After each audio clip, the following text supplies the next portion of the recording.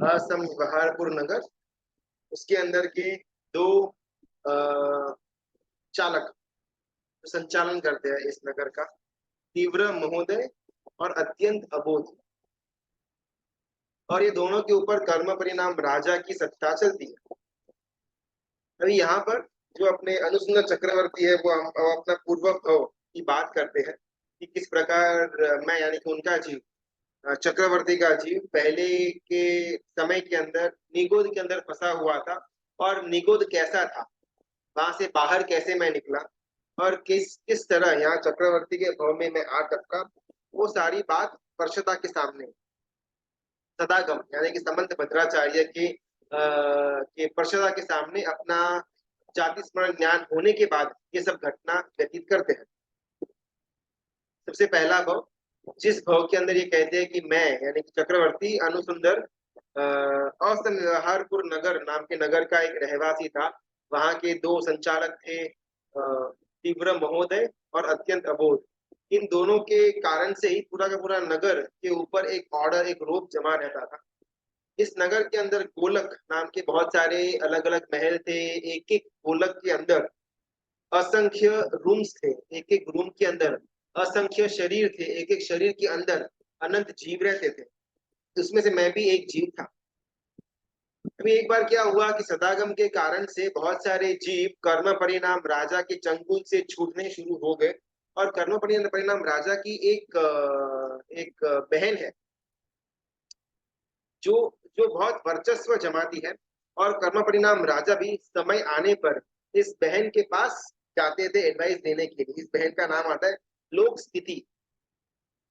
तो ये कर्म परिणाम राजा अपनी बहन लोक स्थिति को के पास कंप्लेन करने जाते कि है कि वो सदागम जो है वो एक एक करके अपनी प्रजाओं को खाली कर रहा है, और यहाँ पर तो कोई फिर बचेगा नहीं। कभी कभी 5 को ले गया, कभी 1000 को ले गया, कभी लाख को ले गया, कभी करोड़ को ले गया। ऐसे एक एक जीवों को मेरे अंडर से लेकर के चला जाता है। तो अगर ऐसे ही चलता रहा ना, at one point of time सिर्फ मैं और तू बचेंगे, बाकी पूरा नगर खाली हो जाएगा। फिर बाहर से कोई देखेगा कि ये काय का राजा है, इसके पास तो प्रजा है ही नहीं। और वो सदागम के सामने मेरी कुछ चलती ही नहीं। मैं बहुत बार उसको ट्राई किया, लेकिन एक बार जीव जो सदागम के चरण में चला जाता है, फिर उसके ऊपर मेरा प्रभुत्व, मेरा रोब मैं जमा नहीं पाता। तो तू ही बता क्या करना, अगर ऐसे छोड़ देंगे तो पूरा नगर खाली हो जाएगा। ये लोग सीधे कहते हैं कि तू चिंता मत कर, मेरे पास इसका ऑप्शन है। तेरे अंडर में जो दो सेवक राजा है ना, तीव्र महोदय और अत्यंत अबोध, उनको पास मैं दूध भेजती हूँ। उनके पास ना अनलिमिटेड सप्लाई ऑफ जीव है। जितने जितने जीव सदागम के पास चले जाए थे, चंगुल से छूट जाए, उतने एग्जैक्टली वही नंबर ऑफ जीव तो ये तीव्र महोदय के पास से लेते रहना, ताकि तेरी प्रजा का जो वॉल्यूम है वो कांस्टेंट रहे। जितने जीव सदागम उठा करके जाए उतने जीव तेरे को वहां से ले लेने का। तो ऐसा ना, मैं दूत को चिट्ठी लिख करके भेजती हूँ। वो दूत वहां पर जाएगा, बात करेगा, और सब ठीक हो जाएगा, तू चिंता मत कर। कर्म परिणाम रहा था, उनको थोड़ी सांत्वना मिली, थोड़ा बहुत उनका जो स्ट्रेस था वो कम हुआ। और ये देवी, काल स्थिति देवी, इन्होंने अपना दूत भेजा इन दोनों के पास, तीव्र महोदय और अत्यंत अबोध के पास, असंहारपुर नगर के अंदर। जैसे ही दूत वहां पर पहुंचे ना, वो तीव्र महोदय और इन्होंने बोला, अत्यंत अबोध ने, कि अगर आपको स्पेसिफिक अमाउंट ऑफ जीव चाहिए ना, कोई बात नहीं, हम आपको जीव दे देंगे। वैसे भी वो तो हमारे राजा है, कर्म परिणाम राजा, अगर उनका आदेश है तो मुझे तो कोई प्रॉब्लम नहीं है। लेकिन ना हमारी बहुत बड़ी प्रॉब्लम है, एक, इसको सॉल्व करना डिफिकल्ट लगता है। वो दूत पूछता है क्या प्रॉब्लम क्या है। कुछ नहीं, आप हमारे साथ चलो, पहले ना आप हमारा नगर देखो। आप अगर हमारा नगर देखोगे ना, आपको मालूम पड़ जाएगा कि हमारे पास प्रॉब्लम कौन सी है। ओके। इनको लेकर के, दूध को लेकर के तीव्र महोदय और अत्यंत अबोध एक एक गोलक के अंदर जाते हैं। गोलक के अंदर के एक एक रूम्स को दिखाते हैं। और जब इतने सारे जीवों को देखता है ये दूध, उसको लगता है कि यार इतने सारे अनंत जीवों को लेकर के आप लोग बैठे हुए हो, अभी इसमें से मुझे 1 करोड़ जीव जो चाहिए, वो सिलेक्शन कैसे होगा। ओके, क्या सिलेक्शन होगा कैसे। ये अत्यंत अबोध वो बोलता है अपन एक काम करते हैं, अपन ना पूरे नगर के अंदर ढिंडोरा पिटवाते हैं कि ऐसा कर्म परिणाम राजा का भी ऐसा एक नगरी है, हमारी असम व्यवहारपुर के बाहर भी बहुत सारी अलग अलग नगरियां हैं, जिन लोगों को, जिन जीवों को ये नगरी छोड़ करके बाहर जाना हो, वो लोग अपना नाम लिखा देवे, first come first serve basis के ऊपर अपन वो सारे जीवों को छोड़ देंगे। लेकिन जैसे अत्यंत अबोध ने ये बात की, उनका फ्रेंड तीव्र महोदय कहता है कि यार सच में तेरा नाम अत्यंत अबोध बराबर रखा हुआ है, बिल्कुल भी बुद्धि का छांटा भी नहीं है तेरे अंदर। अभी ये सब जीवों ने अपने जीवन में कभी भी व्यवहारपुर नगर के बाहर की नगरी की कल्पना नहीं की, कोई इंफॉर्मेशन नहीं है, कुछ मालूम नहीं है, तो ऐसे तो कौन जाएगा? कोई गांव का आदमी हो, अगर उसको बोला जाए कि आपको शहर के अंदर जाना है, लेकिन कौन सा शहर मालूम नहीं, शहर क्या वही मालूम नहीं, ये गांव के बाहर भी कोई दुनिया है वो भी मालूम नहीं, अभी ऐसे जीवों को कौन बाहर लेकर के आएगा? और वो जीव बाहर आना चाहेंगे भी क्यों? बहुत एक असमंजस हो जाती है। तो ये जो तीन जने दूत, ये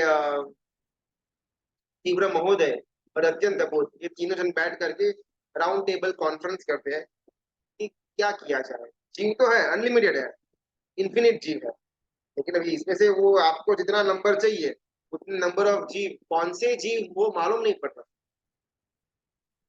समुद्र, समुद्र के अंदर ना एक इंसान डूब रहा था, बहुत बड़ी बड़ी मछलियों का एक झुंड उसकी तरफ फुल स्पीड में धंसा आ रहा था। कुछ गिनी चुनी मिनटें ही बाकी थी, गिनी चुनी मिनटों के अंदर मछलियों का झुंड यहाँ पर आ जाएगा, इस इंसान के शरीर के टुकड़े टुकड़े कर देंगे, इसका लोई और मांस अलग अलग करके खा जाएंगे। ये सब प्रोबेबिलिटी बहुत हाई थी। वो डूब रहा है, कोई आधार नहीं है, उसके पास कोई भी सामान नहीं है बचने का, बचाने का, और ऐसा उसको स्विमिंग करना भी आता नहीं, बस ऐसे ही पड़ा हुआ है समंदर के बीच में, धीमे धीमे डूब रहा है, और कोई भी चीज अवेलेबल नहीं है वहां पर अपनी जान को बचाने की। इतने में दरिया के अंदर तूफान चलता है, बाबा छोड़ा आता है, भवंडर आता है, और इन सब तूफान के बीच में एक बहुत ही बड़े जहाज वहां पर आती है, एक बहुत ही बड़ी नाव वहां पर आती है। जो नाव का जो कैप्टन था, वो वाहन का जो आदमी था, उसको लगा कि यार बेचारा डूब जाएगा, और उसने करुणा भाव में आकर के लाइफ बोट को नीचे उतारा। बड़ा शिप था, बड़ा जहाज था, तो उसमें से लाइफ बोट को नीचे उतारा, और वो नाव वाला इंसान इशारा करता है वो डूबते हुए आदमी को कि भाई इसमें इसको पकड़ ले और इसके ऊपर चढ़ जा। और अभी वो आदमी, समुद्र वाला, वो सोच रहा है कि इसमें चढ़ तो जाऊं, लेकिन अगर मेरा कुछ गलत हुआ तो मैं दीक्षा ले तो लूं, लेकिन दीक्षा लेने के बाद पसंद नहीं आई तो, दीक्षा ले तो लूं लेकिन जमी नहीं तो, मजा नहीं आया तो, संसार की जो मेरी राग है उसको मैं त्याग नहीं कर पाया, उसको मैं भुला नहीं पाया तो, ये सब विचार जैसे अपने को आते हैं, सेम टू सेम वो आदमी को वही विचार आ रहे हैं। समंदर के अंदर डूब रहा है, पीछे मछलियों का झुंड पड़ा हुआ है, कोई आदमी अपने को बचाने के लिए आया हुआ है, और उस समय अपन सोचे कि लाइफ बोट में चढ़ना है या नहीं। वो आदमी चिल्ला रहा है, यार जल्दी चढ़ जाए, मैं तेरे लिए ये शिप रुका करके बैठा हुआ हूँ, अभी कुछ ही देर में मछलियों का झुंड इस तरफ आ रहा है, सारे के सारे किलर वेल मछलियां हैं, कुछ ही मिनटों के अंदर तुझे नोच खाएगी। और ये आदमी सोचा कि यार बात तो बराबर बोल रहा है, इसका इरादा नेक लगता है, कुछ प्रॉब्लमेटिक तो नहीं है। और आदमी बहुत सोचने के बाद अपनी जो एक उंगली है, वो एक उंगली लाइफ बोट के अंदर रखता है। वो शिप का जो कैप्टन है वो तो एकदम ऊपर नीचे हो गया कि क्या पागल आदमी तू कर क्या रहा है, ये नाटक करने का टाइम नहीं है, फटाफट चढ़ जा लाइफ बोट के ऊपर। और वो डूबता हुआ आदमी को लगा कि कुछ वजन तो है भाई इसकी बात के अंदर, जहां एक उंगली रखी थी उसी के बाजू में अभी लाइफ बोट के अंदर दूसरी उंगली रखता है। और अभी तो वो शिप का कैप्टन गुस्सा हो गया कि तेरे को अगर बैठना है तो तू बैठ जा, तेरे बैठने से या नहीं बैठने से मेरे नाव में कोई प्रॉब्लम नहीं होने वाला, लेकिन अगर एक बार मेरी नाव निकल गई फिर तुझे बचाने वाला कोई नहीं मिलने वाला। बहुत बार ऐसा होता है, अपन व्याख्यान में जाते तो है, लेकिन व्याख्यान में जाने के पीछे का अपना बहुत बार कारण ये भी होता है कि गुरु भगवान को अच्छा लगे। मैं गुरु भगवंत के ऊपर करुणा करके उनके पास जाता हूँ व्याख्यान सुनने के लिए, सभा में कोई होता नहीं, उनको खराब न लगे इसके लिए मैं जाता हूँ, ताकि वो खुश रहे। मेरे पास ज्यादा समय नहीं है, लेकिन जो भी छोटा मोटा समय है मैं व्याख्यान जाता हूँ, प्रवचन में जाता हूँ, अनुमोदना, लेकिन जाने के पीछे का कारण गुरु भगवान को अच्छा लगे। एग्जैक्टली ये सेम मानसिकता वो डूबते हुए इंसान के अंदर थी। यार इतना बेचारा कह रहा है, काम कर दिया है, दूसरी उंगली भी रख ही देते हैं, क्या प्रॉब्लम है। वो शिप का कैप्टन चिल्लाता है कि जितनी जरूरत मुझे तेरी है, उससे अनंत गुणी जरूरत तुझे मेरी है। मैं तो ऐसे निकल जाऊंगा, मुझे कोई प्रॉब्लम नहीं है, लेकिन तू मर जाएगा अगर तू इस लाइफ बोट के अंदर नहीं चढ़ा तो। गिनी चुनी मिनटें तेरे पास बाकी है। वो दूर से फुल स्पीड में किलर वेल का झुंड आ रहा है, और मुझे लगता नहीं कि तेरे को तैरना है। और वो इंसान सोच रहा है ये शिप है, बचा लेगी, ऐसा बोल तो रहा है। ठीक है, काम करते हैं, दोनों के दोनों हाथ अपन रख देते हैं बस। अब इससे ज्यादा मैं कुछ भी नहीं कर सकता। मैं अगर ये जो घटना हो रही है ना, इसको अगर विजुअली अपन इमेजिन करें, समंदर के बीच में ऐसा कोई इंसान, अपन ही डूब रहे हैं पूरा, वो बेल का एक ग्रुप अपनी तरफ आ रहा है अपने को खाने के लिए, और उस समय एक कहीं से एक जहाज आ गया, क्रूज या ऐसा कुछ लाइनर या ऐसे कोई शिप आ गई जो अपने को बचा रही है, बचाने का प्रयत्न कर रही है। और अपन वहां पर खड़े खड़े एक उंगली दो उंगली हाथ दो हाथ रखे और समझे कि बस अभी इतना तो काफी हो गया ना। एग्जैक्टली संसार के अंदर अपन ये करते हैं, अपने को शायद वो आदमी एकदम मूर्ख लगे कि पागला भी फटाफट तेरे को हाई जंप करके चढ़ जाने का लाइफ बोट के अंदर, एक भी मिनट एक्स्ट्रा अगर समुद्र के अंदर पड़ा रहा तो वेल तेरा सत्यानाश कर देगी, अपने को वो मालूम है। लेकिन धर्म के क्षेत्र की अगर अपन बात करें, तो मैंने उपदान किया, मैंने नवानु करी, मैं रोज परमात्मा की पूजा करता हूँ, मैंने मंदिर भी बना लिया हुआ है, मैं सात क्षेत्र के अंदर अपना धन का व्यर्थ करता हूँ, मैं पालीताना की यात्रा करता हूँ, मैं गिरनार की यात्रा करता हूँ, बस अभी इससे ज्यादा जीवन के अंदर क्या ही तो कर सकते हैं। अभी इतना किया, इससे तो भगवान खुश हो जाने चाहिए। और मेरे गुरु भगवान भी कितना नाश करेंगे कि देखो भाई, इतना उसकी 10 की 10 उंगलियां घी के अंदर है।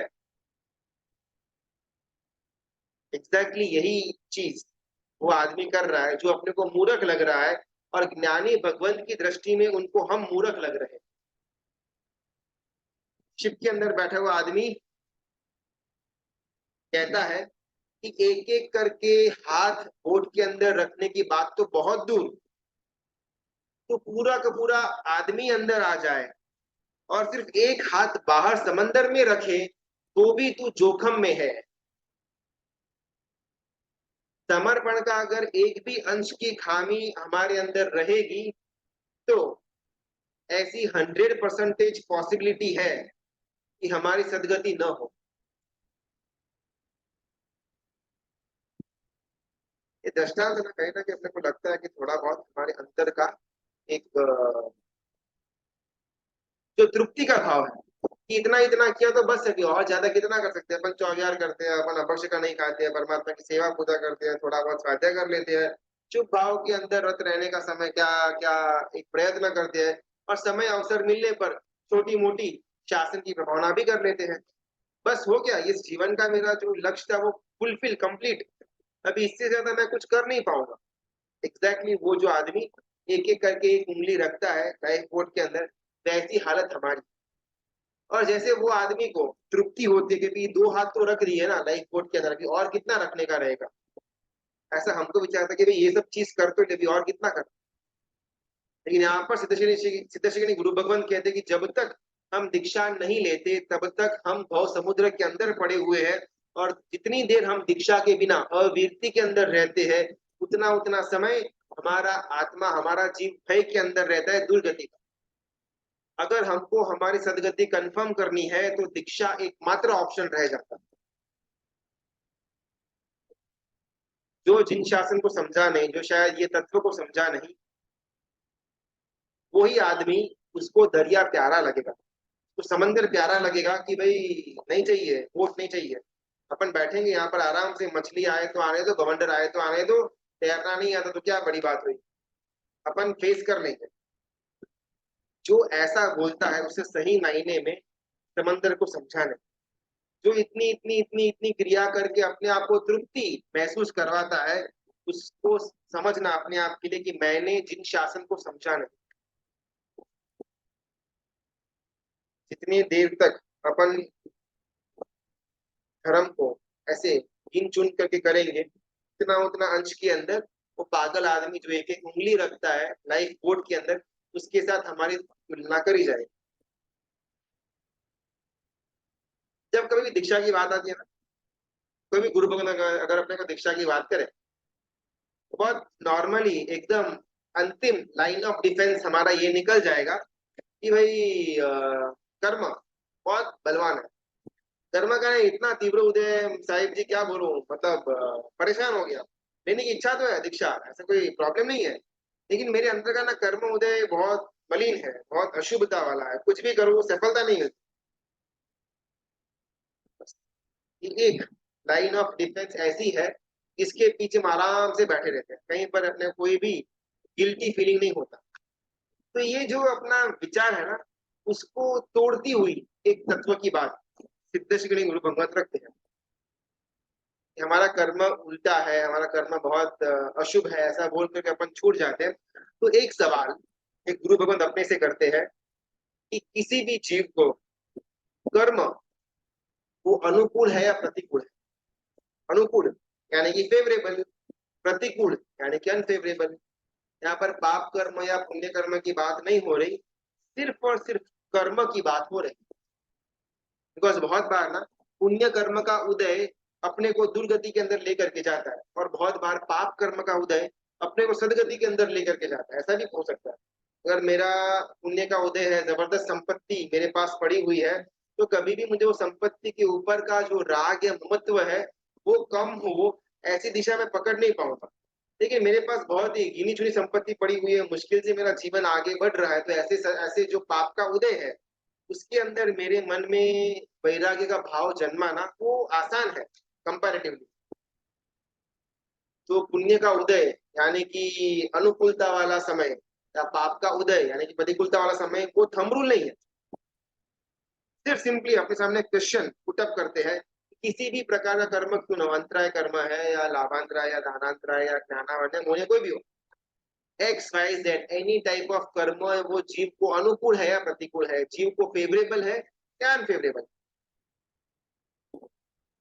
बहुत सुंदर प्रश्न, और इसका जवाब अलग अलग स्टेप बाय स्टेप देते हैं। अपने को बहुत बार ना इसका आंसर भी नहीं मालूम होता, एकदम बेसिक प्रश्न, कर्म अनुकूल या प्रतिकूल, ये जाने भी नहीं, अपन बहुत बड़ी बड़ी कर्म की बातें करते हैं गुरु भवन के सामने। जब दीक्षा का टॉपिक आता है कि मेरा ये कर्म का उदय है, यानी मेरा वो कर्म का उदय है, लेकिन एग्जैक्टली अपने को ये कर्म वर्म कुछ मालूम होता नहीं है। सिर्फ हमारे पुरुषार्थ की जो एक नबड़ी धारा है, जो प्रमाद हमारा जबरदस्त कर कर चुका है अंदर में, उसके द्वारा ये जवाब बाहर आता है। कर्म प्रतिकूल है या अनुकूल, जो थोड़ा बहुत समझे है ना, वो बोलेंगे कि भाई कर्म प्रतिकूल है, कर्म अनफेवरेबल है। आखिरकार कर्म सत्ता सबको अपनी कठपुतली बना करके रखती है, जैसा कर्म सत्ता का इशारा हो वैसा जीव को भागना पड़े। तो जीव कभी भी अपनी स्वाधीनता को प्राप्त नहीं कर पाता, क्योंकि कर्म उसके साथ चिपके हुए हैं। तो देखने में जाए तो कर्म प्रतिकूल है, कोई छोटा कम पड़ा हुआ आदमी हो वो ये उत्तर देगा। जो थोड़ा बहुत ज्यादा पड़ा हुआ हो वो ये उत्तर देगा कि चर्मावर्त का जो काल है उसके अंदर कर्म प्रतिकूल, उसके अंदर कर्म अनुकूल है, और अचर्मावर्त काल के अंदर कर्म प्रतिकूल है। यानी कि जब हमारा मोक्ष की तरफ आखिरी राउंड चल रहा हुआ होगा जन्म मरण का, उसके अंदर कर्म फेवरेबल है, बस हर एक कर्म हमको धीमे धीमे धीमे धीमे धीमे मोक्ष की तरफ आगे लेकर के जा रहा। वो चर्मावर्त के काल के अलावा और जितना भी काल, उसको अचर्मावर्त काल बोलते हैं, उसके अंदर का कर्म का जो उदय है वो प्रतिकूल उदय है, बिकॉज वो कर्म का उदय हमको कहीं पर भी मोक्ष की तरफ नहीं लेकर के जाता। इससे भी आगे की एक तत्व आता है कि at any point of time जीव के लिए कर्म सिर्फ और सिर्फ अनुकूल है, फेवरेबल है। कैसे समझाने का प्रयत्न करते हैं। कर्म से ज्यादा अनुकूल तत्व जीव के लिए और कुछ हो ही नहीं सकता। कैसे? जीव को जब बांधना हो तब कर्म का बंध हो जाता है, और जीव को जब छोड़ना हो तब कर्म की निर्जरा भी हो जाती है। जीव को जब कर्म त्याग करने का प्रबल इच्छा जागृत हो, तब कर्म के पास कोई चारा ही नहीं है कि वो आत्मा के साथ चिपका रहे, और कोई विकल्प ही नहीं है। और जब किसी जीव को कर्म बंद करना हो तो ऑटोमेटिकली कर्म उसको हेल्प करेगा बंद करवाने के लिए। और अगर जीव को जबरदस्त इच्छा, प्रबल इच्छा उत्पन्न हुई हो कर्म से दूर हटने की, तो ऑटोमेटिकली वो आत्मा, वो हमारा जीव ही कर्म को दूर कर देगा। तो कर्म कितना हेल्पफुल, कितना फेवरेबल। जैसा हमारा जीव चाहता है बेचारा वैसा करता है। अगर अभी इच्छा हुई तो बंद करेगा, और अभी अगर इच्छा हुई तो निजरा भी कर देगा। तो कर्म हमेशा हमारे जीव की प्रतिकूल अवस्था नहीं, लेकिन अनुकूल अवस्था होती है। जब कभी भी हमारा केवल ज्ञान होगा, जब कभी अपन इस भव समुद्र से छूटेंगे ना, उसका बेस सिर्फ इतना ही होगा कि हमको बाहर आना। हमको अगर छूटना है तो कर्म की कोई ताकत नहीं कि हमको पकड़ करके रख सके। और अगर हमको बंद करवाना है तो किसी की ताकत नहीं कि कर्म हमारा बंद न करवा सके। बांधना है वो भी जीव की स्वतंत्रता है, और छोड़ना है वो भी जीव की स्वतंत्रता है। शायद नया कॉन्सेप्ट है, अपने को समझ में ना आए। एक एक छोटा सा अपन एग्जांपल लेते हैं। दोपहर 12 बजे का समय, अप्रैल मई की कड़कड़ती धूप, जबरदस्त एक आग बरस रही हो, ऐसे दोपहर का 12-1 बजे अपन नंगे पैर रास्ते पर खड़े रहे। जबरदस्त पैर जलेगा, सिर एकदम गरम गरम हो जाएगा, पसीना छूटना शुरू हो जाएगा, शायद कई कभार बीपी भी थोड़ा हाई, बहुत हाई लो हो जाएगा। ऐसे अलग अलग अपने को प्रॉब्लम्स होंगे। यानी कि हमारा बॉडी को अलग अलग छोटा मोटा रोग ऐसा कुछ उत्पन्न हुआ। इसका नाम है अशाता वेदनीय कर्म। शरीर को कोई भी प्रॉब्लम होता हो, उसके पीछे का कर्म का नाम आता है अशाता वेदनीय कर्म। शरीर को कुछ भी सुख अनुभव होता हो, उसके पीछे का कर्म का कारण है शाता वेदनीय कर्म। अभी अपन दोपहर को 12-1 बजे गए, नंगे पैर, चप्पल नहीं पहना, कड़कड़ती एकदम धूप के नीचे अपन खड़े हैं। बहुत ज्यादा अनइजीनेस हो रही है, पसीना पसीना हो चुका है, थक चुके हैं, बीपी हाई लो फ्लक्चुएशन हो चुका है, पैर जल रहे हैं, एक एक सेकंड अपने को पैर के अंदर आग लग रही है। जबरदस्त मेरे अशाता वेदनीय कर्म का उदय। लेकिन अगर मैं चाहूँ तो बाजू में ही जो पेड़ है उसकी छांव के नीचे चला जा सकता हूँ। मेरा पैर का जलना बंद हो जाएगा, पसीना भी एकदम ड्राई हो जाएगा, और जो बीपी ऐसा कुछ फ्लक्चुएट हो रहा था वो भी एकदम नॉर्मल सी की तरफ आ जाएगा। यानी कि ये मेरा शाता वेदनीय कर्म का उदय, यह शाता वेदनीय कर्म का उदय था। और मैंने पुरुषार्थ किया, मैं खुद चल करके पेड़ के नीचे जाकर के खड़ा रहा, तो अभी से मेरा शाता वेदनीय कर्म की शुरुआत हो गई। तो बहुत एक छोटा सा रूपक था। किसी भी कर्म के अंदर हमारे आत्मा के पास, हमारे खुद के पास ऑप्शन है, चॉइस है इससे छूटने की। लेकिन बहुत बार ना हमको मन ही नहीं होता छूटने का। सच में अगर अपने आप को इंट्रोस्पेक्ट करना होना इस वैराग्य या दीक्षा के मार्ग के ऊपर, तो सोचना कि अगर कल का कल for some reason, for some XYZ reason, हमारा जितना भी रोड ब्लॉक्स है, कि भाई शरीर का साथ नहीं है दीक्षा लेने के अंदर, परिवार का साथ नहीं है दीक्षा लेने के अंदर, या कुछ परिस्थितियां ऐसी बंद हो चुकी है कि चाहते हुए भी मैं दीक्षा नहीं ले पाता, ऐसा बहुत सारे अपने पास रोड ब्लॉक्स होंगे। एक बार प्रामाणिकता से अपने आप को पूछने जैसा है कि जितने भी रोड ब्लॉक्स है, परिवार का हो या परिस्थिति का हो या बॉडी के रोग का हो, अगर कोई देवी शक्ति के कारण मेरे हर एक रोड ब्लॉक्स हट जाए बाय सम मैजिक, तो क्या मेरा मन राजी होगा दीक्षा में जाने के लिए? ये तो हाइपोथेटिकल है, इसमें भले उत्तर हाँ हो या ना हो, हमको कोई भी इंस्टेंटली दीक्षा नहीं लेने देने वाला। लेकिन एक कल्पना करनी है अपने को कि अपन जो जो रीजंस देते हैं दीक्षा न लेने के पीछे का रीजन, उसमें बाहर के फैक्टर्स 0 होते हैं, हमारे अंतर का फैक्टर, मन का फैक्टर 100 होता है। और बहुत ब्यूटीफुली अपन आर्टिकुलेट भी ऐसा करते हैं कि हमारे पास बहुत ज्यादा रिस्पॉन्सिबिलिटीज है, कर्तव्य ये है वो है, लेकिन कभी भी मेरे अंदर कोई तैयारी ही नहीं है इसमें आगे बढ़ने की, ये बात को अपन उजागर नहीं करते, इसको छुपा करके रखते। कर्म का बंद करना वो भी मेरे जीव की ताकत, वो ही बांधा हुआ कर्म से छूटना वो भी मेरे जीव की ताकत।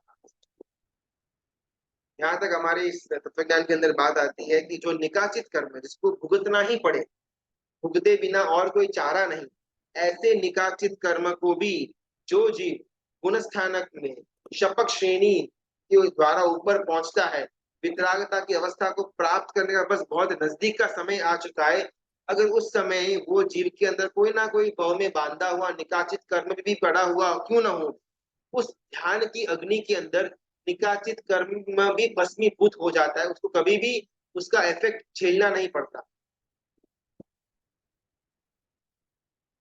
अगर हमारा आत्मा हमारा जीव चाहे तो अपना मोक्ष खुद प्राप्त कर सकता है।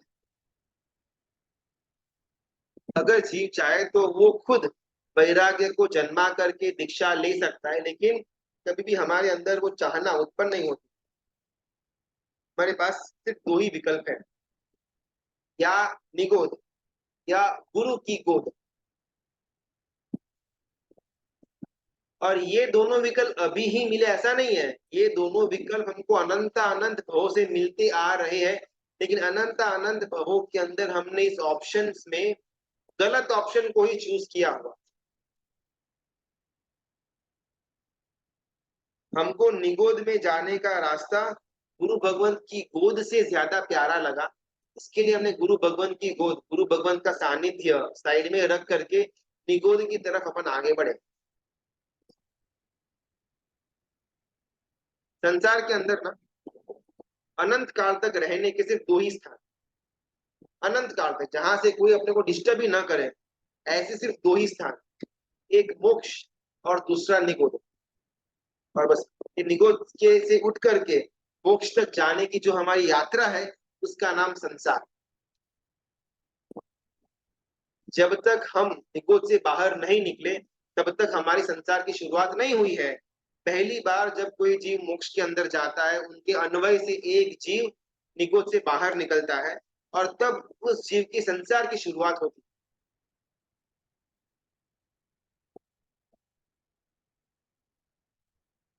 ऐसे यहाँ पर बात आती है, कैलकुलेशन की बात आती है कि 1000 सागरों पंप तक अगर अपन मोक्ष में नहीं गए तो हमारे हाथ से पंचेंद्रिय पणा चला जाएगा।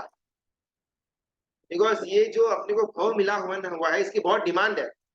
ऐसे ही बस आप ट्राई करते रहो, मोक्ष में जाना है तो जाओ वरना घूमते रहो, ऐसा अपने को एक कोई पास नहीं मिलने वाला। 1000 सागरों पंप का समय निगोद से बाहर निकलने के बाद, पंचेंद्रिय के अंदर प्रवेश करने के बाद हमको मिला हुआ है। अगर इस 1000 सागर पंप के अंदर अपन मोक्ष का गति नहीं पकड़ते हैं तो अपने पास से पंचेंद्रिय पणा छीन जाएगा। जैसे ही हमारा 1000 सागरों का जो हमारे पास लिमिट है वो पूरा होगा, हम विकलेंद्रिय के अंदर आ जाएंगे, यानी कि बेइंद्रिय से लेकर के चौरिंद्रिय तक। विकलेंद्रिय यानी कि वो जीव जो फिर सकते हैं, घूम सकते हैं। वहां पर कितना, तो वहां पर हमारे पास 2000 सागरों पंप है। फॉर सम रीजन वो 2000 सागरों पंप के अंदर हमने थोड़ा बहुत भी अकाम निर्जरा करके अपना पाप कर्म कम कर दिया या उसको एकदम जीरो कर दिया, तो वापिस अपने को पंचेंद्रिय पणा फिर से 1000 सागरों पंप तक मिल सकता है। अगर वो विकलेंद्रिय का जो स्थिति है 2000 सागरों पंप वाली, उसके अंदर हमने कोई भी अकाम निर्जरा कुछ भी नहीं किया, तो उसके बाद अपने को स्थावर पणा मिलता है। ये वनस्पति वगैरह स्थावर, स्टैच्यू, घूम नहीं सकते, फिर नहीं सकते, बस एक जगह पर जहां पर खड़े वहां का वहां खड़ा रहना। इसके अंदर 5000 सागरों पंप तक का समय हमको दिया जाएगा। अगर आपको चाहिए तो 5000 सागरों पंप तक आप वनस्पति काय के अंदर रहो, थोड़ी शुद्धता अगर डेवलप होगी तो वापिस विकलेंद्रिय के अंदर 2000 सागरों पंप दिया जाएगा। उसमें शुद्धता आई तो पंचेंद्रिय पणा मिलेगा, और अगर कहीं पर भी शुद्धता नहीं आई तो वापिस स्टेप 1। अगर 5000 सागरों पंप का समय जो हमको एक स्थावर के अंदर मिला हुआ है, एक इंद्रिय का, उसके अंदर भी अगर हम सुधरते नहीं है, हमारे अंदर कोई भी शुभता नहीं आती, उसके बाद असंख्य समय निगोद हमारे लिए लास्ट ऑप्शन है। हमने कल ना थोड़ा बहुत भय उत्पन्न करवाया हुआ था निगोद का वर्णन के द्वारा कि निगोद के अंदर किस प्रकार का दुख, नरक से भी अनंत गुना ज्यादा दुख निगोद के अंदर होता है, ऐसा हमने डिस्कशन के अंदर लेकर के आए हुए। आज वही डर उसको आगे लेकर के जाना है कि अपने को जो मिला हुआ है मनुष्य को, उसका कितना छोटा सा टाइम फ्रेम है। अनंत भव समुद्र के अंदर सिर्फ 1000 सागरों जितना समय हमको पंचेंद्रिय के अंदर मिला हुआ है। फिर तिर्यंश हो या मनुष्य हो, सब कुछ मिला करके अपने को बस ये 1000 सागरों का ही टाइम लिमिट दिया हुआ है। इसके अंदर भाई जितना मेहनत करना है कर लो, अगर पार हो गए तो मोक्ष, और अगर फेल हो गए तो 2000 साल विक्लेंद्रिय के अंदर अपने को मिलेगा, मैक्सिमम बोल रहे हैं। वहां पर भी फेल हो गए तो 5000 साल स्थावर एक इंद्रिय के अंदर, वहां पर भी फेल हो गए तो असंख्य साल निगोद के अंदर वापस। और वहां से कब बाहर आएंगे, नो आइडिया। 1 सागरोपम, 1 लाख सागरोपम, एक कोड़ा कोई सागरोपम, कोई आइडिया नहीं।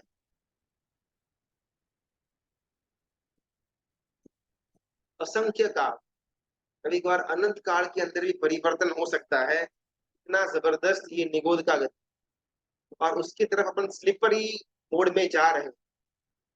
1000 सागरों में से हमने कितना समय व्यतीत कर दिया इस पंचेंद्रिय भोग के अंदर, ये अपने को मालूम नहीं है।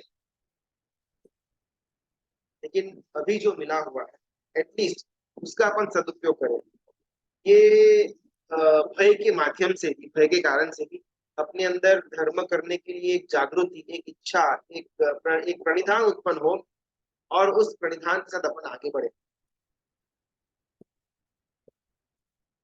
ये अपने पास संसार पंचेंद्रिय पद अपने को जो मिला हुआ है, उसके अंदर जिस सुखों को अपन भुगत रहे हैं, इस सारे सुखों की एक एमआरपी है। अपने को ये इतना सुंदर शरीर मिला, उसकी हमने एक एमआरपी दी हुई है। 5 इंद्रिय मिले, उसकी एक एमआरपी। ये विषय रस हमारे अंदर उत्पन्न हो, उसकी एक एमआरपी। संसार के अंदर भौतिक सुख हमको मिले, उसकी भी एक एमआरपी फिक्स है, जिसका हमने या तो भुगतान किया हुआ है या फिर भुगतान करने वाले। हर एक भौतिकता का सुख इतना भयंकर है कि जितना अपन भौतिकता के सुख के पीछे भागेंगे, जितना भौतिकता के सुख की इच्छा करेंगे, वो सुख मिले या नहीं मिले वो सेकेंडरी है, लेकिन उसकी कीमत हमको अदा करनी पड़ेगी। मेरा धंधा 10 गुना बढ़ जाए, मेरा धंधा 10 गुना बढ़ जाए, अगर मेरे मन के अंदर यही विचार और इसी साइड का पुरुषार्थ चलता हो, बिकॉज 10 गुना बढ़ेगा तो मेरे घर पे पैसे ज्यादा आएंगे और मेरा थोड़ा बहुत सुख के साधन बढ़ जाएंगे। संसार के अंदर का सुख इतना भयंकर है कि सुख के पीछे भागे इच्छा की। अभी एक बार ना 10 गुना बिजनेस बढ़ भी गया है ना, और उसके बाद अगर दुर्गति होती है, माना जा सकता है। हाँ भाई, अपने मांगा हुआ था, अपने को मिल गया, अभी जो मांगा हुआ है वो मिला, तो उसका पैसा तो देना पड़ेगा। हमने यहाँ पर भौतिकता के सुखों की मांगनी करी हुई थी, तो भौतिकता के सुखों का एक एमआरपी फिक्स किया गया है, वो एमआरपी तो अपने को अदा करना पड़ेगा। लेकिन कर्म सत्ता का पूरा मैथ ही डिफरेंट है। आपने इच्छा की ना, उसी समय आपको ये प्राइस देनी पड़ेगी। फिर वो चीज आपको मिले या नहीं मिले, उसकी कोई गारंटी नहीं। कंदुलिया मत्स्य इंसान नहीं करता, लेकिन जितनी भी छोटी मोटी मछलियां ये बड़ी मछली के मुख से भाग करके बाहर निकल जाती है, उन हर एक मछलियों को मैं खा जाऊं, ऐसा इतना तंदुलिया मत्स्य मन के अंदर भाव करता है इच्छा की। पूरे जीवन के अंदर एक एक 5-10 ग्राम भी शायद मछली नहीं खा पाता होगा तंदुलिया मत्स्य, लेकिन सिर्फ ये खाने की इच्छा की, जिसके कारण से तंदुलिया मत्स्य 7वीं नरक के अंदर जाता है। ये पूरा मैथ से डिफरेंट है कर्म सत्ता का। इच्छा की मिला, और फिर आपने पेमेंट किया, ये समझा जा सकता है। हमने कपड़े खरीदने की इच्छा की, हम शोरूम में गए, हमने कपड़े खरीदे, और फिर हमने पैसे दिए, ये नॉर्मल व्यवहार है। लेकिन कर्मसत्ता क्या कहते हैं कि आप शॉप के अंदर आए, आपने इच्छा की ना कि मुझे वो टॉप लेना है, अभी तक टॉप आपको मिला हुआ नहीं है। टॉप मिलेगा भी या नहीं कोई गारंटी नहीं है, बिकॉज स्टॉक बहुत कम है। लेकिन जस्ट बिकॉज आपने इच्छा की कि आपको वो टॉप खरीदना है, आपके अकाउंट से उतने पैसे डेबिट हो जाएंगे। फिर वो टॉप मिले या न मिले, उससे कोई फर्क नहीं पड़ने वाला।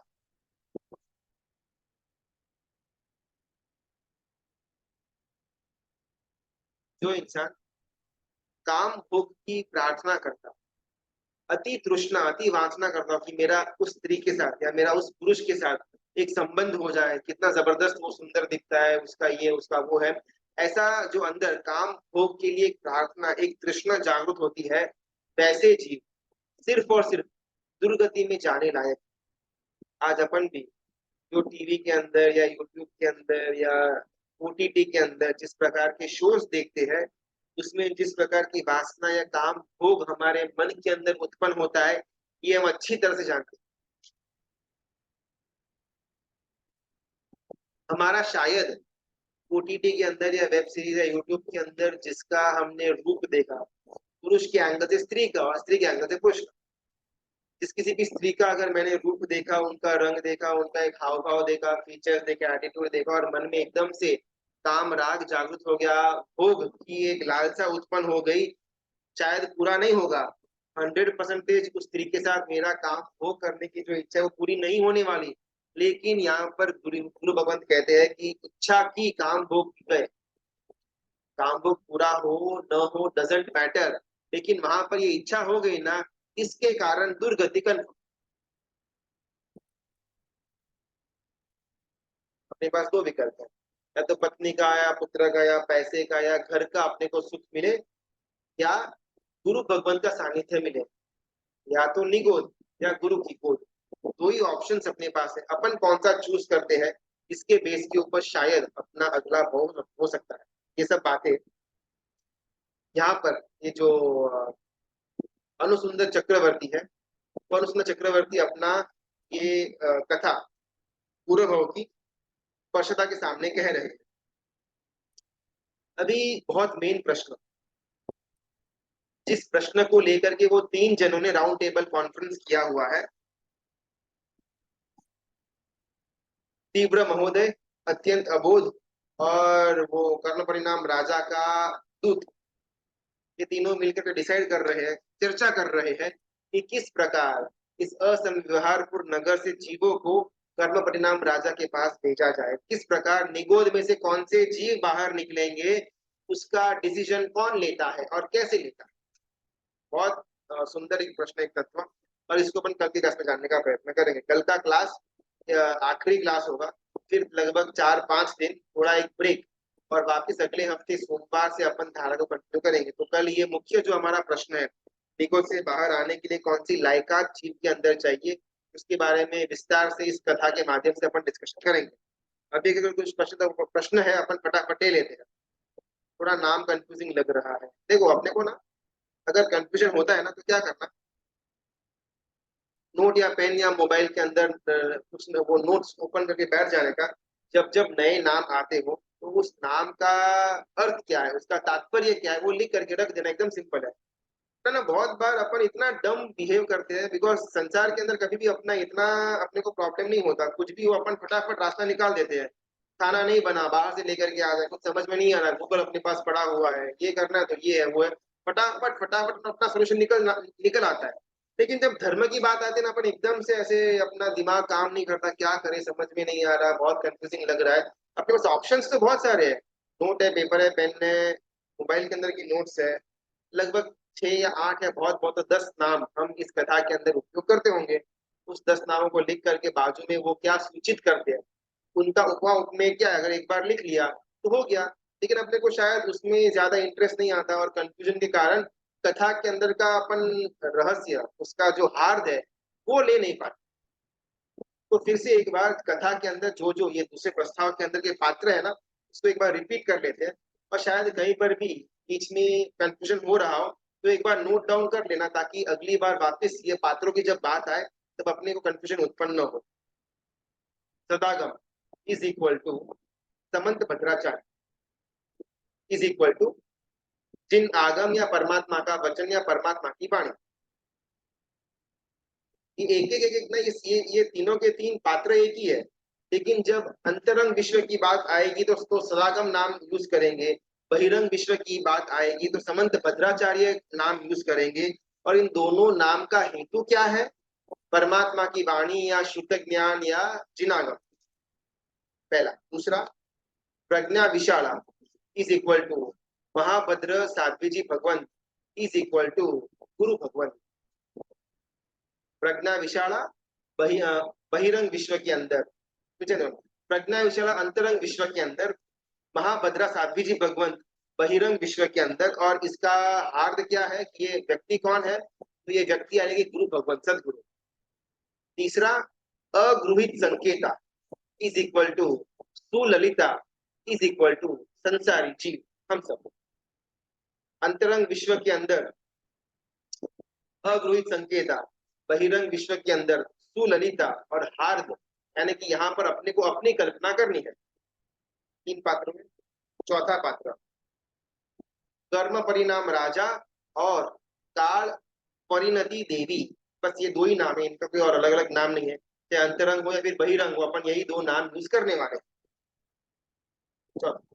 पांचवा, ये कर्म परिणाम राजा और देवी, इनका पुत्र यानी कि भव्य पुरुष is equal to Pundarik is equal to मोक्ष में जाने वाले लायकात रखने वाला जीव। अंतरंग विश्व के अंदर नाम भव्य पुरुष आएगा, बाहरी विश्व के अंदर नाम राजकुमार पुंडरिक आएगा। और ये एग्जैक्टली में है कौन, ये दोनों व्यक्ति, तो इन दोनों व्यक्ति की उपमा दी गई है, वो जीव जो जीव मोक्ष में जाने की लायकात रखता हो। छठा, अनुसुंदर चक्रवर्ती इज इक्वल टू चोर इज इक्वल टू धर्म के अंदर प्रवेश करने वाला जीव। अंतरंग विश्व के अंदर चोर, बहिरंग विश्व के अंदर अनुसुंदर चक्रवर्ती।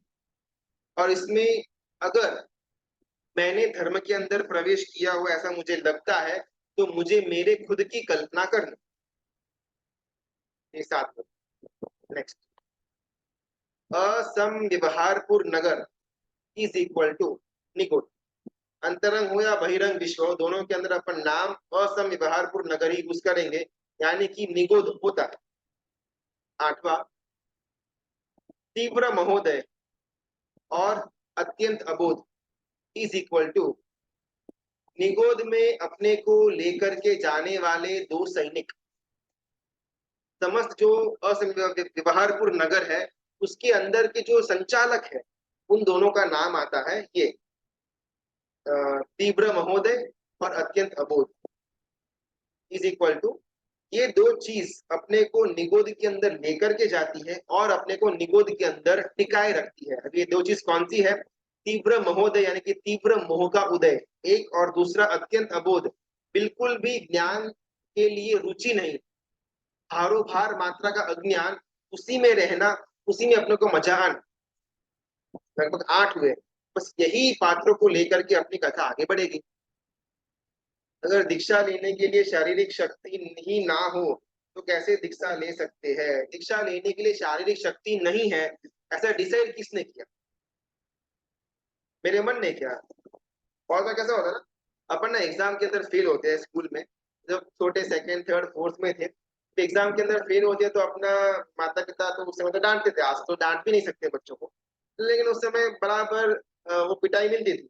तो बहुत एक अच्छा रीजन अपने पास था कि सब लोग फेल हुए हैं, क्लास में कोई पास नहीं हुआ, सिर्फ मैं फेल नहीं हुआ, सब लोग फेल हुए। तो सब लोग फेल हुए या सब लोग फेल नहीं हुए, ये कोई रीजन नहीं बनता कि मैं फेल क्यों, मैंने पढ़ा नहीं था इसके लिए मैं फेल हुआ। लेकिन मेरा मन ना वो एक्सेप्ट नहीं कर पाता कि मैं पढ़ा नहीं है, और वहां पर अपन जो अपना शॉर्ट कमिंग है उसको सबके साथ डिवाइड कर देते हैं, सब लोग फेल। और बहुत सुंदर, हम सबका एक ना एक वो क्या बोलते हैं, अपना बिहेवियर ऐसा होता है कि कोई भी अच्छी बात ये मैंने करी हुई है या मुझसे हुई है, ऐसा अपन बोलेंगे फर्स्ट पर्सन में। ये गोल्ड मेडल मुझे मिला, ये 100 ऑफ 100 मार्क्स मैं लेकर के आया, ये धंधे को मैंने इतना हाइट तक लेकर के गया, इतना अच्छा परिवार मैंने संभाल कर रखा हुआ है। जब कभी भी कोई अच्छी अनुमोदना करे ऐसी बात हो, तो उसमें अपन फर्स्ट पर्सन के तौर पर अपने आप को रखते हैं। एग्जैक्टली वही आदमी से अगर कोई गलत कार्य हो जाता है तो अपने आप को सेकंड पर्सन में लेकर के चला जाता है कि मुझसे चाय गिर गई, मुझसे हाथ में रखा हुआ कांच का ग्लास वो टूट गया, मेरे हाथ से लॉस हो गया। कभी भी अपन ऐसा नहीं बोलेंगे कि मैंने चाय गिरा दी, या मैंने ये ग्लास तोड़ दिया, या मैंने लॉस कर दिया, या मैं फेल हो गया। नहीं, जब कभी भी कोई सुकृत की या अनुमोदना करे, ऐसी कोई बात हो, तो उसमें हम अपने आप को फर्स्ट पर्सन एक्टिव वॉइस में देखते हैं। और जब कभी भी हमसे कोई गलती हो गई हुई हो, तो हमेशा हम अपने आप को सेकेंड वॉइस में रखते हैं, because we don't want to take responsibility कि भाई मुझसे ये गलती हुई है। और ये हम सबका स्वभाव होता है, ऐसा सिर्फ मेरा आपका ऐसा नहीं, लेकिन समष्टिगत जनरली ऐसा ही होता है। अच्छी बात में मैं पहले, और अगर कोई बुरी बात हो गई तो मैं लास्ट। तो दीक्षा लेने के लिए मेरे पास शारीरिक शक्ति नहीं है ये डिसाइड करने क्या किस, या मेरे गुरु भगवान ने मेरे को बोला तो बात अलग है, या मैंने अपने आप मन में ऐसा विचार कर लिया कि भाई मेरा ये एसिडिटी है, मेरा पित्त है, मेरा माइग्रेन है, मेरा फलाना है, मेरा ढिमका है, तो ये सब लेकर के दीक्षा लेंगे तो सबके ऊपर बोझा होएगा, इससे अच्छा है संसार में बैठे है, क्या प्रॉब्लम।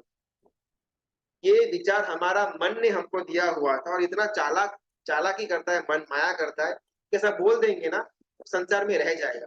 लेकिन बैकग्राउंड के अंदर मन में कभी भी वैराग्य जन्मा ही नहीं। रोग या शरीर की जो अक्षमता है वो तो बहुत दूर की बात, लेकिन अगर हमारा शारीरिक तंदुरुस्ता भी होगी ना, हमको, मुझे मालूम है कि मेरा मन दीक्षा लेने के लिए मुझे अलाउ करेगा ही नहीं। और प्रॉब्लम वहां पर, अगर गुरु भगवान को मिलने के बाद अगर गुरु भगवान एक्चुअल में अपने को कहे कि भाई अभी थोड़ा उचित नहीं लग रहा, वो बात अलग है। लेकिन क्या आपने ऐसा प्रयत्न भी किया पूछने का कि भाई शारीरिक क्षमता मेरे अंदर नहीं है कि आप, गुरु भगवान आप बोलो तो मैं मानू। दीक्षा लेवा माटेની જેટલી અડચણ આવે એ दूर થઈ જાય तो, देखो, अगर ऐसा कुछ दैवी सहायता से कुछ हो जाए, अपन तो यहाँ पर हाइपोथेटिकल सिचुएशन के लिए बात कर रहे हैं, इसके द्वारा अपने सारे रोड ब्लॉक्स दूर हो ही जाएंगे, ऐसी कोई दावे वाली बात नहीं है, लेकिन हो जाए तो अच्छा।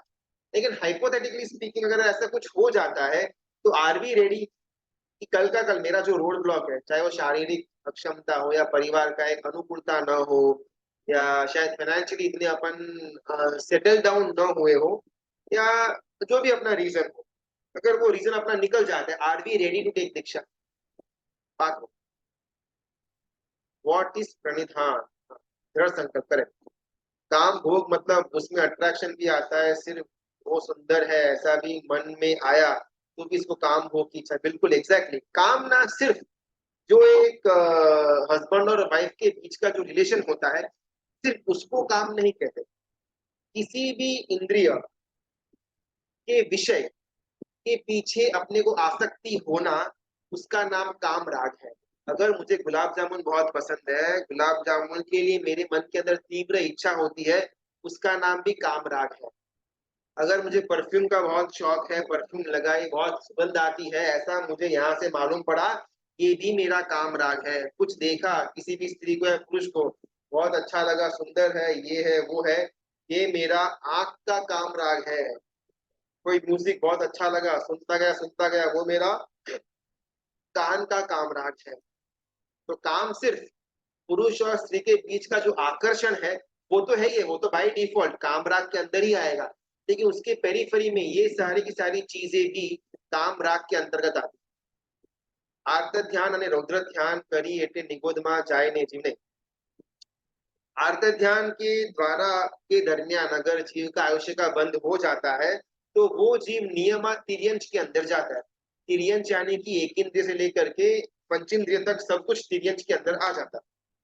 अगर कोई मनुष्य, कोई भी जीव रौद्र ध्यान यानी एकदम अत्यंत क्रोध की अवस्था के अंदर है, अत्यंत लोभ की, अत्यंत मान, अत्यंत माया वाली अवस्था के अंदर है, उस समय अगर आयुष्य का बंद होता है, जिसको रौद्र ध्यान अपन बोलते हैं, तो रौद्र ध्यान की धारा में अगर आयुष्य का बंद हुआ, तो वो जीव नियमा नरक के अंदर जाएगा।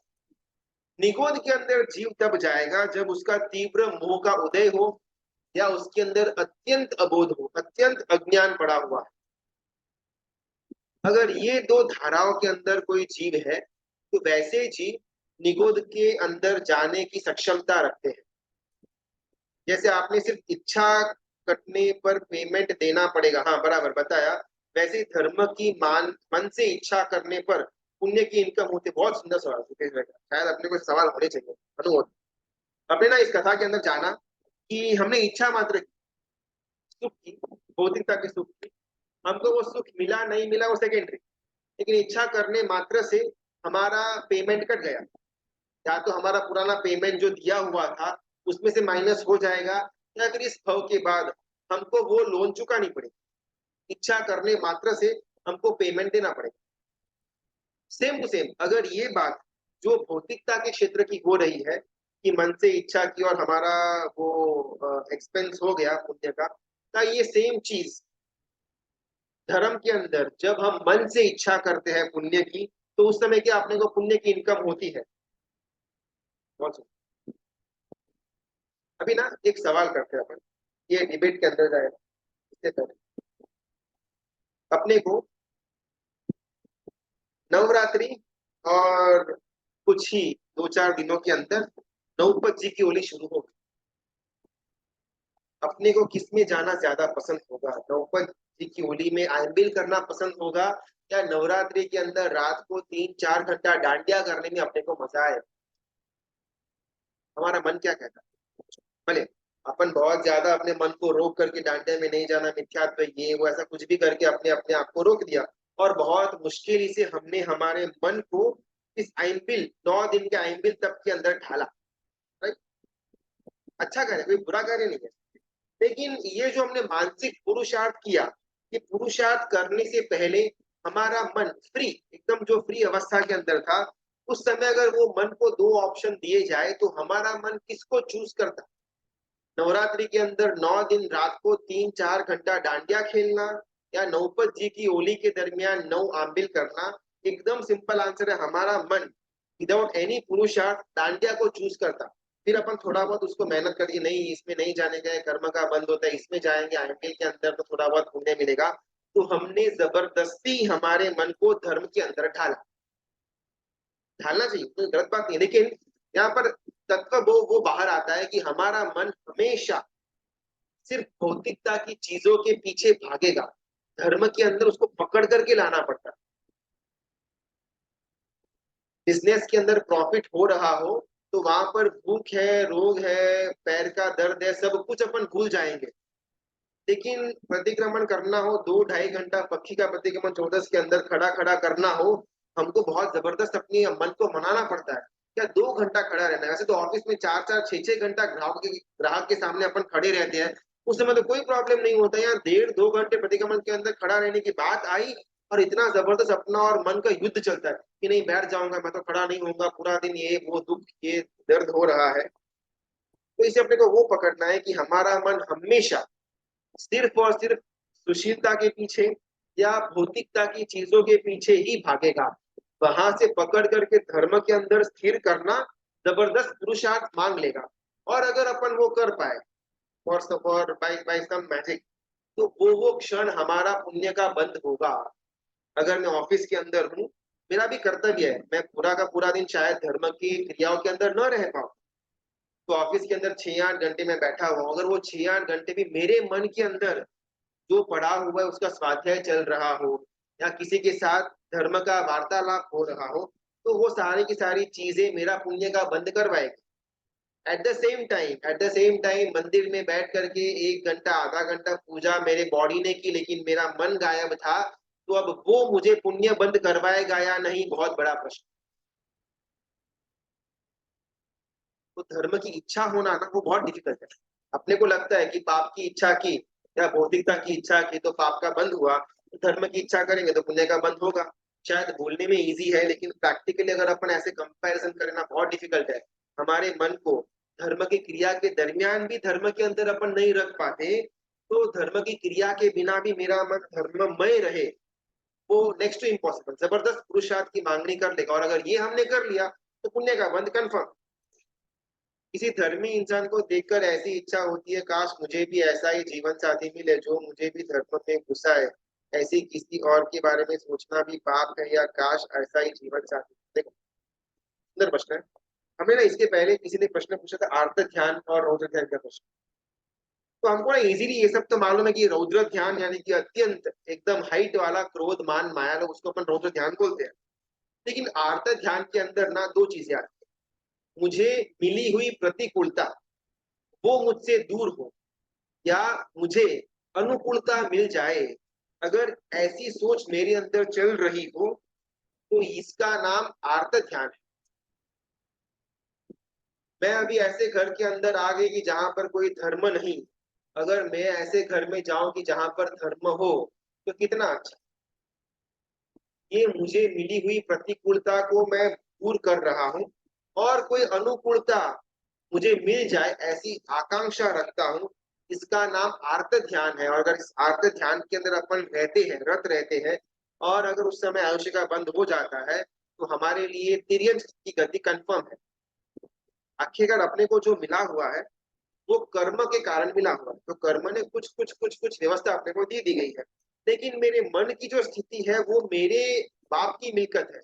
मेरे मन की स्थिति के ऊपर कोई भी कर्म कभी भी प्रभुत्व जमा नहीं सकता। बहुत बहुत तो कर्म मेरा वाइफ के द्वारा, मेरे परिवार के द्वारा, मेरे माता पिता के द्वारा या मेरे बच्चों के द्वारा मुझ पर कुछ दुख या दर्द देने का प्रयत्न निमित्त बना सकता है। लेकिन मेरे मन के अंदर कैसे विचार आना, समता के या दुश्मनावट के या वैर के या राग के, वो मेरे खुद के बाप की मिल्कत है। इसमें कोई कर्म कभी भी अपना टांग नहीं अड़ा सकता। तो प्रतिकूलता अगर मुझे मिली हुई है परिवार के अंदर तो वो मेरे कर्म का उदय है। लेकिन उस प्रतिकूलता के अंदर भी मैं मेरे मन को स्थिर रख पाऊं, ये मेरी पुरुषार्थ की ताकत है। इसमें कोई कर्म कुछ नहीं कर पाएगा। तो फिर सिर्फ बाहर का पर्याय बदलने की इच्छा क्यों रखना? मेरे अंदर मानसिकता जो उस पर मैं काम करना क्यों ना शुरू कर दूं? दीक्षा लेवा माटेની જેટલી अड़चन आवे એ दूर થઈ જાય। हाँ, बहुत सुंदर, खूब होता है। शाश्वत सूत्र कौन से है? नौकार महामंत्र लोगस्य सूत्र, उसमें जो 24 तीर्थंकर परमात्मा की जो गाथा आती है 2, 3 और 4, वो तीन गाथाओं को छोड़ करके फर्स्ट गाथा रोगस उज्जो गए और एवं मैं अभित हुआ से लेकर के लास्ट तीन गाथा, कुल ये चार गाथा वाला लोगस वो शाश्वत है। तो करेमी भंते का सूत्र वो शाश्वत है। कोई भी तीर्थंकर परमात्मा चाहे महाविद्य क्षेत्र के हो या ऐरावत क्षेत्र के या फिर यहाँ भरतक क्षेत्र के, इस 24 के या फिर अगले 24 के या इसके पहले की 24 के, कोई भी तीर्थंकर परमात्मा दीक्षा लेने से पहले ये करेमी भंते का सूत्र उच्चारते हैं, और वही शब्द वही सूत्र अपने को मिला हुआ। बस इतना छोटा सा फर्क कि तीर्थंकर परमात्मा करेमी भंते, वो भंते जो शब्द है उसको मिस कर देते हैं। करेमी सामयम सावजम वो भंते नहीं बोलते, और जाव नियम पज्जुआ समय के जाव जीव पज्जुआ समय बोलते, बस इतना फर्क। बाकी वो जो करी बनते हैं वो सूत्र भी शाश्वता। तो कुल ये तीन सूत्र प्राय करके शाश्वता माने जाते हैं। अगर कुछ और भी होगा तो शायद मेरे ध्यान में नहीं। समय बहुत ज्यादा आगे निकल गया। आप सबका बहुत बहुत अनुमोदना। पितरा की आज्ञा विरुद्ध कुछ भी बोला हुआ हो तो मिथ्या में दृढ़ का बहुत बहुत धन्यवाद, अनुमोदना।